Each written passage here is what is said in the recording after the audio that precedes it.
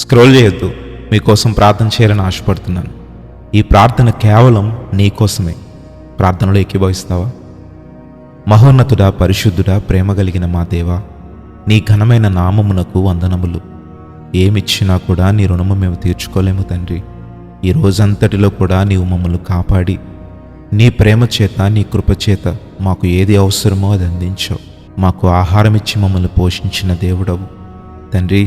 ఈ రోజంతటిలో కూడా నీ మనస్సును మేము గాయపరిచి ఉంటే, నీ మనస్సును మేము బాధపెట్టి ఉంటే, నీ నామమునకు అవమానకరముగా మేము జీవించి ఉంటే, పాపములు చేసి, దోషములు చేసి, అతిక్రమములు చేసి, నీకు అసహ్యమైన కార్యములు జరిగించి, అయ్యా మరి మా చూపును బట్టి కావచ్చు, మా మాటలు బట్టి కావచ్చు, మేము వినేదానిని బట్టి కావచ్చు, మేము ఆలోచించే చెడు తలంపులను బట్టి కావచ్చు, నిన్ను బాధపెట్టి ఉంటే దయతో మమ్మల్ని మన్నించు ప్రభువా. అయా విశ్వాసముతో ఈ ప్రార్థనలో ఏకీభవించిన ప్రతి ఒక్కరిని మీరు దర్శించండి. మీరు ఆకాశము నుండి నరులను చూస్తూ వారి హృదయములను పరిశీలిస్తున్న దేవుడవు ప్రభువా. ఈ ప్రార్థనలో ఏకీభవించిన ప్రతి ఒక్కరి హృదయములను నీవు దర్శించుమని, వారి హృదయంలో ఉన్న ప్రతి అక్కరను తీర్చుమని అడుగుతూ ఉన్నాం.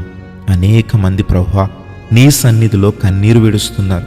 అనేకమైన సమస్యల చేత, అనేకమైన ఇబ్బందుల చేత సాతాను వారిని శోధిస్తూ అయా నీ నుండి దూరము చేయాలని ఎంతగానో పన్నాగము పన్ని అయా శోధనను, అయా కృంగుదలను వారి మీదకి తెచ్చి అయా నీ నుండి దూరపరచాలని సాతాను ఎంతగానో ప్రయత్నిస్తూ ఉన్నాడు ప్రభువా. ఈరోజు వారి హృదయమును నిత్య సంతోషముతో నింపి ప్రతి శోధన నుండి విడుదల, ప్రతి సమస్య నుండి విడుదల, ప్రతి అనారోగ్యము నుండి స్వస్థత నీవు దయచేయమని అడుగుతూ ఉన్నావు తండ్రి. ఎందుకంటే నీవే మా కేడము, నీవే మా రక్షణ, నీవే మా సహాయకుడవు, నీవు జీవము కలిగిన దేవుడవు తండ్రి. మేము చేసే ప్రతి ప్రార్థనను నీవు వింటూ సమాధానమిస్తున్న దేవుడవు అయ్యా. మరి ఈ బిడ్డలను మీరు జ్ఞాపకం చేసుకోమని అడుగుతూ ఉన్నాం.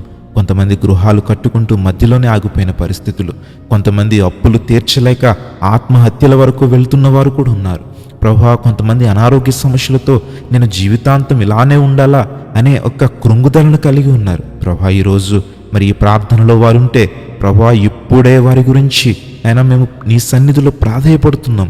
యేసు నామములో స్వస్థత, యేసు నామములో విడుదల, యేసు నామములో వారికి నాయన సంతోషమును అనుగ్రహించమని అడుగుతూ ఉన్నాం.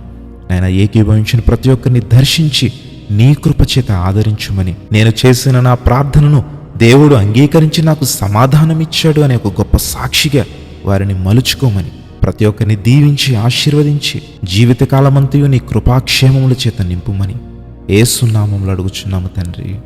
ఆమేన్.